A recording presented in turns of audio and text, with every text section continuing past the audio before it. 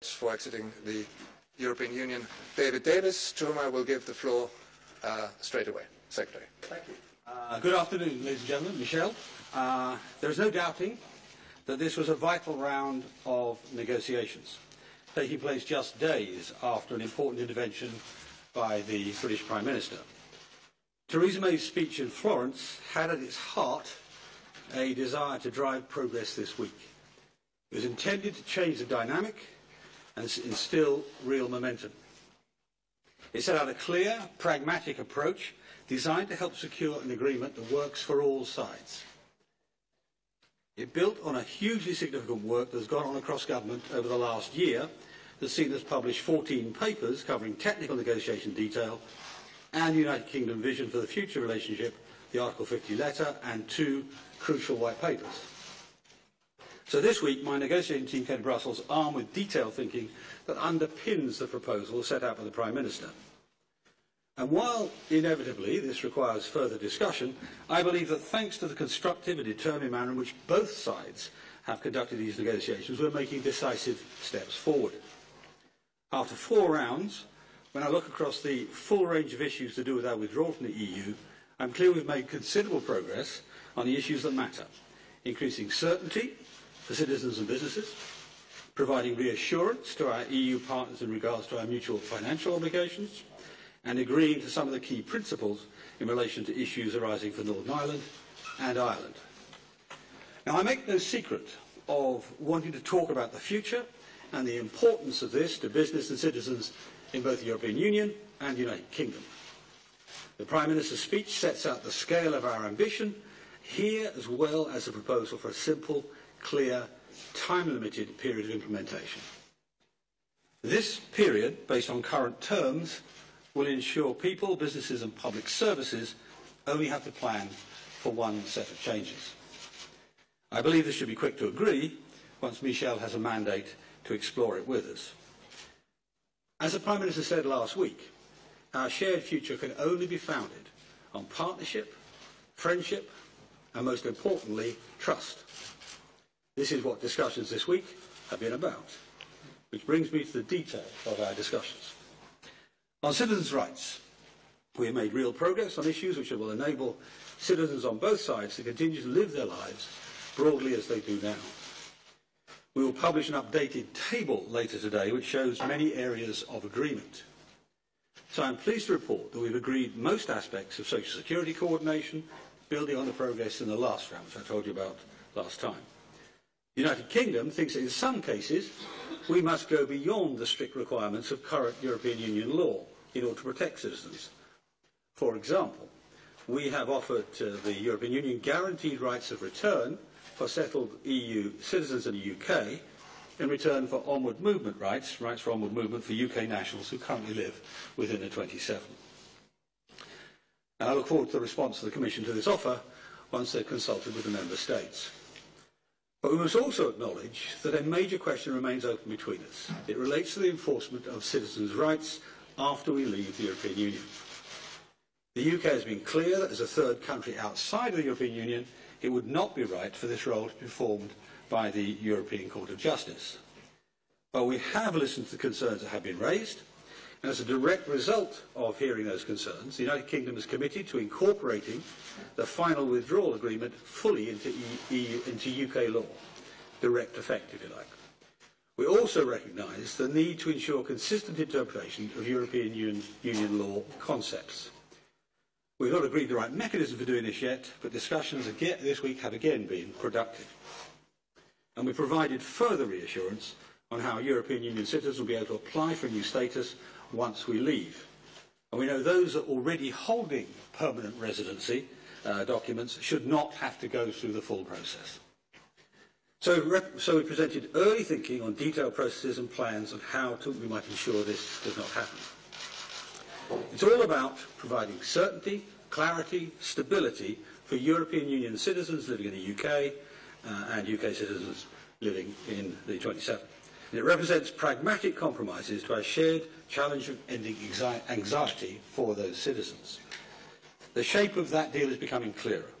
We need to continue to work to address this in the interests of citizens on both sides. In her recent speech, the Prime Minister reassured our European partners they will not need to pay more or receive less over the remainder of the current EU budget plan as a result of our decision to leave. The UK has explained this reassurance in detail to the Commission. The Prime Minister also made clear that the UK will honour its commitments made during the period of our membership. We're not yet at the stage of specifying exactly what these commitments are. That will need to come later. Nevertheless, our negotiating teams have held very constructive discussions this week on detailed technical issues relating to that. This work is necessary so that when the time comes, we'll be able to reach a political agreement, and discussions will continue. On the issues that arise from the UK's withdrawal from the EU in relation to Northern Ireland and Ireland, we have had a constructive discussion and made progress in some areas. Both sides recognise that the unique situation and the special circumstances on the island of Ireland must fully inform any solutions. We welcome the EU's recent guiding principles paper, which reaffirms the high degree of alignment between us on this vital strand. Specifically this week, we have begun drafting joint principles on preserving the common travel area and associated rights. We have both agreed that the Good Friday Agreement citizenship rights must be upheld, and we're working together on how this commitment is best codified. The joint work we agreed in the August negotiating round on preserving the North-South cooperation strand is moving along at pace. We're addressing complex issues here, but both are resolved to finding imaginative solutions. We owe it to the people of Northern Ireland and across the island of Ireland to see these commitments through. We remain firmly committed to making as much progress as possible on those issues that are related to our withdrawal from the EU institutions and must be resolved before our departure from the European Union. I'm encouraged by the progress we've made this week on issues relating to Euratom. The EU welcomed our clear statement. We will maintain the same standards in our future nuclear safeguards regime, which will be run by our existing nuclear regulator, the Office for Nuclear Regulation. We're now close to reaching agreement on the vast majority of issues set out in our position papers on this issue. Of course, we want to have a close and effective relationship with Euratom in the future, and the best way to secure that is to press on with discussions on the details of this new partnership. On a number of other issues, goods, union and member state procedures, privileges and immunities, ongoing confidentiality obligations, we have had constructive discussion on technical issues and in some areas reached agreement on the core issues. At the beginning of the week, I mentioned the UK's real and ongoing commitment to our European friends and allies. Our commitment to that ideal has been clear in these negotiations on those issues which relate to our departure from the institutions. As I said at the start, this round was a vital one. We made important progress and capitalised on the momentum created by the Prime Minister's speech. We're working quickly through a number of complex issues, yet there remain some points where further discussion and pragmatism will be required to reach agreement. It's true that there are differences of opinion, but with the continued diligence and creativity of our teams, I am confident we can resolve these. While the UK's departure from the European Union is inevitably a complex process, it's in all our interests for these negotiations to succeed. We must never forget the bigger picture. Britain wants to be the European Union's strongest friend and partner. We want us both to thrive side by side. I leave Brussels optimistic about this future, and I look forward to continuing the negotiations. Thank you. Michel. Thank you, David, and good afternoon to all of you. The Prime Minister's speech in France has created a new dynamic in our negotiations, and we have felt this during the negotiations this week, as David just said. On Monday, I said that we needed a moment of clarity. David and I, as well as our teams, worked well together. I want to thank both teams for their dedication, their professionalism, and their expertise. We managed to create clarity on some points. On others, however, more work remains to be done, and we are not there yet. But we will keep working in a constructive spirit until we reach a deal on the essential principles of the UK's orderly withdrawals. Allow me also on my side to briefly outline what was agreed this week and what more needs to be done. On citizen rights, our priority, the UK has agreed to give direct effect to the withdrawal agreement. This is very important. It will give the assurance to our citizens that they will be able to invoke their rights as defined by the withdrawal agreement before UK courts. We agreed to guarantee for the citizens concerned that the UK will apply EU law concepts in a manner that is consistent with EU law after Brexit. But we failed to agree that the European Court of Justice must play an indispensable role in ensuring this consistency. This is a stumbling block for the EU.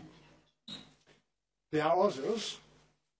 Number one, a big gap remains between our positions on family reunification. We want existing rights to continue for the citizens concerned. Number two, the export of social security benefits also remains to be discussed. And number three, citizens need simplified administrative procedures. The UK stated its intention to put in place a streamlined system. We are looking, David, forward to hearing the details about this new system. On the financial settlement, an expert group held detailed talks on technical aspects, and those talks were useful. Prime Minister May said two things in Florence. First, that no member state should pay more and no member state should receive less because of Brexit. Second, that the UK will honour commitments taken during its membership. This week, the UK negotiating team made clear that applying the first principle would be limited to 2019 and 2020. And the UK explained also that it is not in a position yet to identify its commitments taken during membership. For the EU, the only way to reach sufficient progress is that all commitments undertaken at 28 are honoured at 28.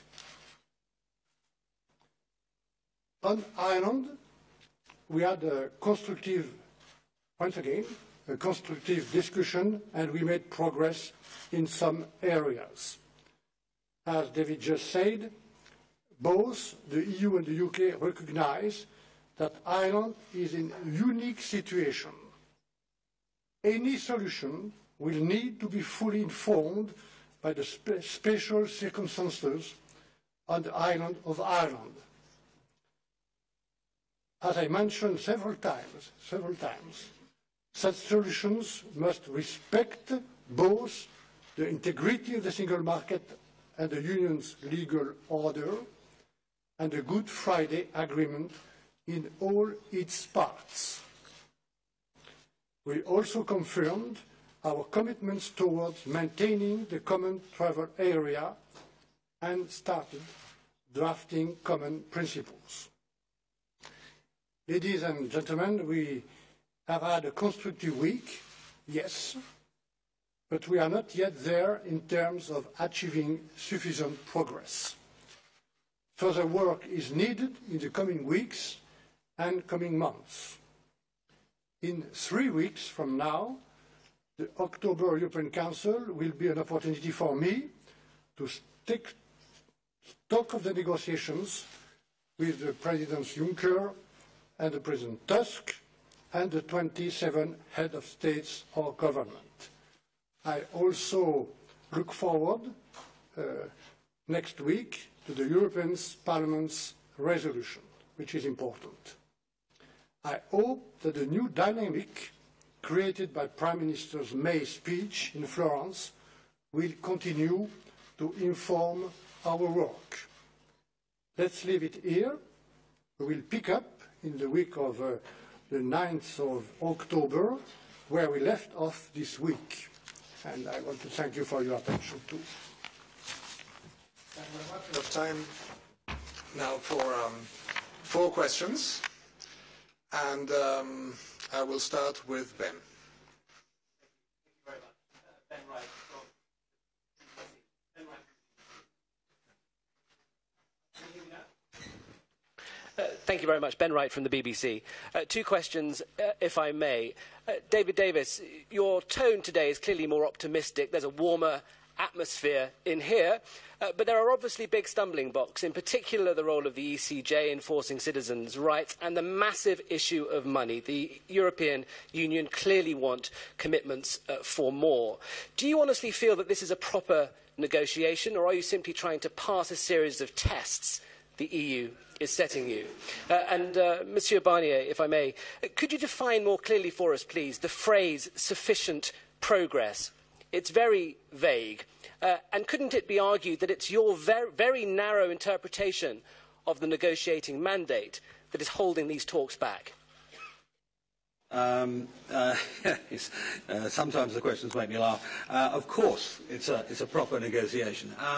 We're here every round with 100 officials.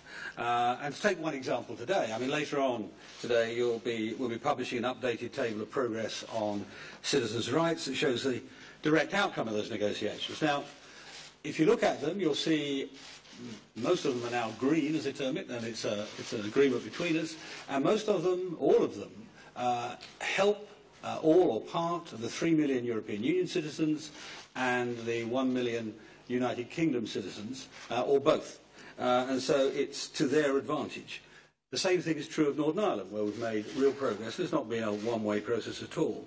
And broadly, thanks to the Prime Minister's speech last week, we've made tangible progress in other areas.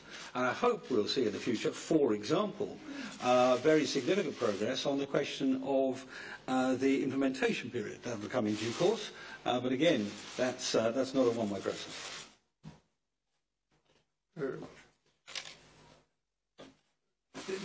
Les citoyens britanniques, dans leur majorité, ont décidé souverainement de quitter l'Union européenne. To leave the European Union.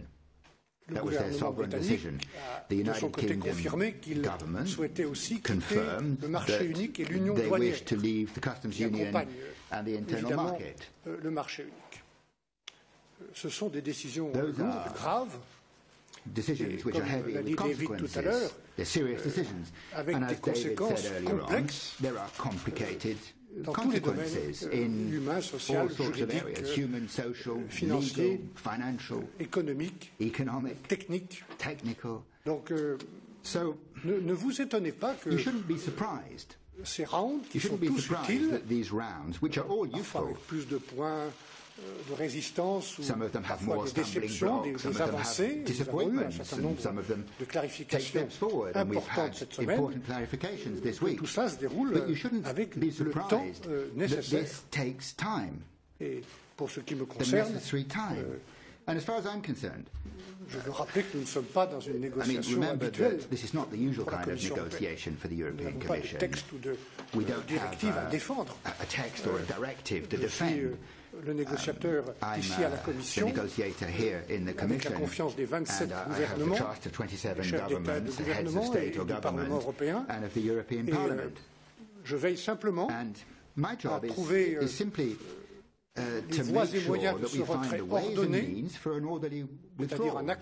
That is, an agreement with the United Kingdom at the point where they leave, which is much better than leaving without an agreement, and that we do it by protecting the interests of the 27, and that we make sure that the European taxpayer doesn't have to carry the burden of decisions taken by the citizens of the United Kingdom, and making sure that we preserve the integrity of the internal market and the non-negotiable integrity of the autonomy of decision-making amongst the 27 in deciding their own destiny. So once again, as David said, and as I have said myself, I think that it's positive that Theresa May's speech made it possible to unblock the situation to some extent and give a new dynamic to the situation, but we're far from being at a stage, and it will take weeks or maybe even months, where we'll be able to say,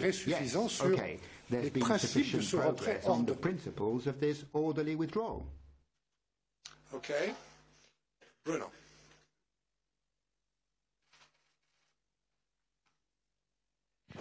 Bruno Waterfield, Times of London. First, for Mr. Davis, the arrangements for European nationals living in Britain, direct effect of the withdrawal treaty, won't be able to be amended by Parliament. That European law concepts will continue to apply and be visible through that in the UK. Of course, it sounds awfully like the European Communities Act, 1972. Can you explain to us why it won't be? We see the figures for liabilities in the 2016 budget, an all-time high, 238.8 billion. Can you tell us which part of those commitments Britain will honour? Britain said it would honour those commitments, and which part it won't. Mr. Barnier, on October the 9th, we're hearing that Britain will make new concrete proposals on these areas to you. If they go some way to addressing your concerns, would you ask the European Council on the 19th of October to adjust your mandate in order to be able to get deep into the nitty-gritty of a transition arrangement? Thank you, Bruno. It doesn't look anything like 1972 Act to me. Let's say what it is. We have been discussing this, you might imagine this is central, this issue of the rights of European Union citizens in the UK. And we accept, and have done from the start, that there is a need for certainty for them. And that's what we are aiming to produce, without allowing the European Court of Justice to make rulings within and on cases in the UK. And this is the compromise we are working towards. It's not unusual. There are plenty of arrangements where we have treaties that confine what the United Kingdom do, very specific, with very real aims. And that's what we're doing here. As for the money, we're not doing the negotiation standing here. No.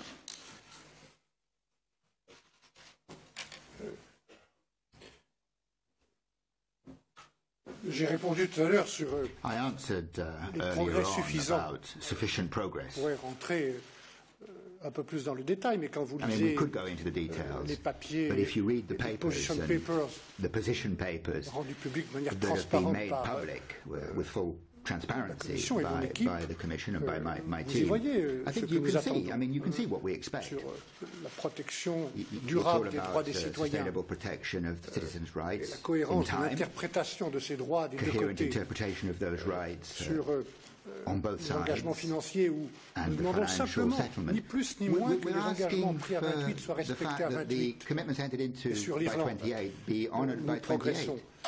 No more, no less.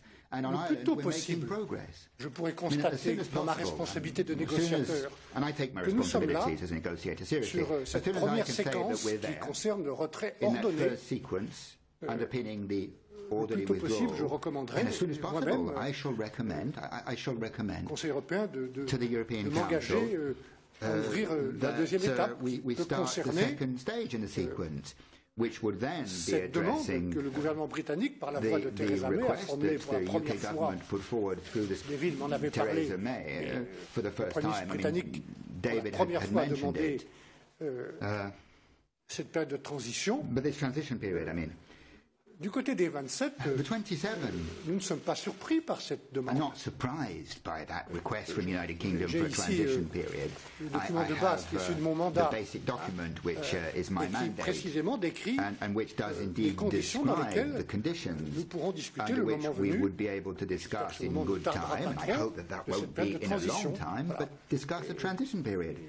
Lisez ce document, And if you read that, il est extrêmement précis, because it is extremely specific and personne n'est extremely surpris. Moi, je n'ai precise, pas été surpris par cette I demande. wasn't surprised by this request Encore from the une fois, United pour Kingdom side. engager cette deuxième But, étape, as I said, in order to qui get peut to avoir that un lien second d'ailleurs stage, avec which may well le have retrait ordonné, a link with nous the sommes orderly toujours withdrawal, dans le cadre de but l'article 50 we're still under Article sur 50, la and that rédaction, means j'espère qu'il commencera bientôt, d'un that, traité and the drafting organisant of le a treaty retrait ordonné du organising Royaume-Uni. The withdrawal of the selon le United mandat Kingdom. Clair que j'ai à As I respecter, said, I have a clear mandate which I dans ce have to retrait ordonné, respect. il y a That les orderly sujets withdrawal de la includes séparation, a certain number of nous venons d'en separation parler, issues. We've just nous discussed progressons, some of them. et il y a aussi la possibilité And amongst them d'une période de transition is the pour les possibility encadrer. of a transition donc phase. Aussi vite que je pourrais As constater soon des as I can, progrès as soon réels, as I can deem that there's pour rendre real compte progress à ceux qui m'ont donné and ce report mandat, back to those who le gave me the gouvernement et mandate, le I shall Parlement, do so. le plus vite nous pourrons And then engager we would be les able deux autres speedily étapes, to move on en tout to cas la the deuxième étape. second stage in the sequence. The next on my list is Simon. Thanks, Simon Taylor from MLEX. Question for Mr. Barnier. Mr. Davis said on Monday that the financial settlement could only properly be resolved at a later stage when the future relationship was clarified. Have you come round to his point of view, or if not, then surely the chances of moving forward on this discussion are still blocked?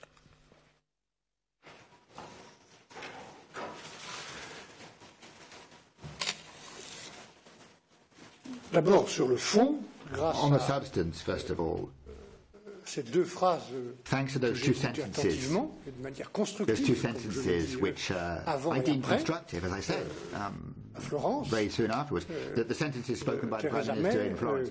Theresa May, nous clarifions les choses. I mean, it helps us clarify things. C'est important que le Premier ministre britannique dise It's very que important that the pour les années Prime ce Minister qui a été says, précisé 2019-2020, and it's been specified that it's 2019-2020, of les course, États membres de l'Union but that the n'auront member pas states payer of the plus ou à Union recevoir will moins. not Mais have to pay more or receive nous less. sommes loin du compte That's very useful. si on ne parle que de ces deux années-là. Et donc je If dis you're only talking simplement about 2 years, que that's not the s'agissant end, de la is it? deuxième phrase, qui est également importante, The second sentence is also la important, of reconnaissance course, des though, that is engagements pris par le recognising that Royaume-Uni the durant la commitments période entered où il into a by the été United Kingdom during the period membre de where l'Union they were a jusqu'au member jour du of the retrait, Union up to the tous les time of their engagements, withdrawal, all those nous disons simplement commitments will be que honoured. tous ces engagements pris ensemble, de manière Taken together mutualisée, in a pooled fashion, if you à will, 28 devront être will respectés à have to be 28. respected and honoured by 28. Et j'espère que nous pourrons And I hope clarifier that ce we point can et clarify obtenir that point un engagement moving clair forward, and I hope we can sur get ce a clear point qui est undertaking on that point, la traduction de ce que j'appelle which un progrès is the suffisant translation of what I've sur been ce calling sujet qui est sufficient progress on indissociable that des deux subject, autres grands which is sujets, indissociable les droits from des the other citoyens two subjects, the et, rights of citizens les frontières, and la question de l'Irlande. question Je of dis bien Ireland. indissociable. As I said, they're a whole, they're indissociable. Pour le reste, As to the très rest, franchement, objectivement, je ne being vois very frank, aucun lien objectively, I logique see et no cohérent logical and entre coherent la link discussion que nous between the ouvrirons discussion that we le will plus tôt possible, je l'espère, have and open qui as doit soon être as ambitieuse possible, and which sur le must be futur partenariat, ce que j'ai appelé un jour le ambitious New about Partnership future, what I've been calling entre the le new Royaume-Uni partnership et l'Union européenne between the United dans beaucoup Kingdom de and the domaines, European Union le in commerce, many areas, coopération en matière de trade, sécurité, de défense, de security lutte and contre le defense, terrorisme, fighting peut-être d'autres terrorism, domaines. but perhaps other Ça, c'est une areas as discussion well. pour l'avenir. That is a discussion Il for n'y a the aucun future. lien There's no link. possible There is de no notre point de vue, je dis possible bien link, aucun the way lien we see possible it, no entre cette possible discussion-là link between that et le discussion règlement and a des sujets de la discussion séparation about separating the et separation le issues, solde des questions and passées. Aucun lien. the The last commitments question entered goes into to in the past. Georgi. Thanks, Alexandra. I was afraid that you are giving the floor only to British journalists. Gary Goto from Euractiv in Brussels. My question is on citizens, but it's a little bit on the side. I mean, after the orderly Brexit, will the UK be free to impose visas to, let's say, Polish, Bulgarian, Romanian citizens, perhaps a couple of other countries as well? Or a commitment not to do so would be part of the deal? And since I don't think I will be able to ask a follow-up question, if this is not part of the discussions, why? Because the interests of several countries are very seriously concerned. Well, yes, I mean, we will. I mean, your strict question, will we be free to? Yes, we will be no longer a member of the European Union. We'll be free to operate our migration policy as we see fit. As I've said before, that does not mean that people from European Union countries will not be able to come to Britain and work in Britain, but we'll have that freedom.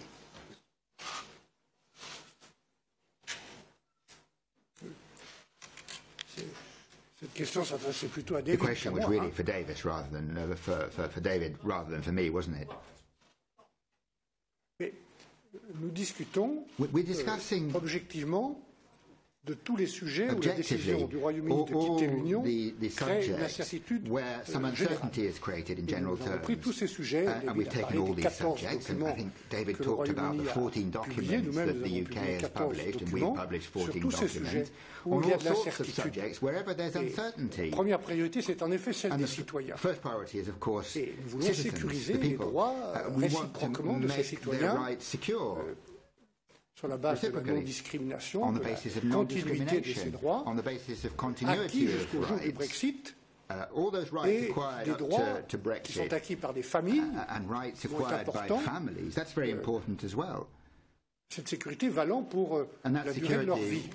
Et nous parlons des droits qui auront été acquis jusqu'au jour du Brexit. Parce que ce jour-là, le 29 mars, on the 29th of March, 30 mars or 30th of March of 2019 at midnight, le Royaume-Uni the United Kingdom becomes a third country. Dans tous les domaines. And that applies in every area. I mean, it just becomes a third country. Comme vous le savez, and after that, le plus tôt possible, il y a cette idée de cet objectif de travailler entre nous un partenariat sur notre future relation, a partnership which will be our future relationship, which I hope will be a very strong partnership in many, many areas. Dans cette discussion-là, sur l'avenir, on peut toujours discuter des sujets d'immigration, de conditions pour les citoyens de part et d'autre, mais c'est un sujet qui concerne l'avenir de notre relation avec un pays devenu tiers. Of our relationship with a country which has become a third country. It's a completely different legal situation. Thank you very much. This concludes our press conference, and midday will start in about 5 minutes. Thank you.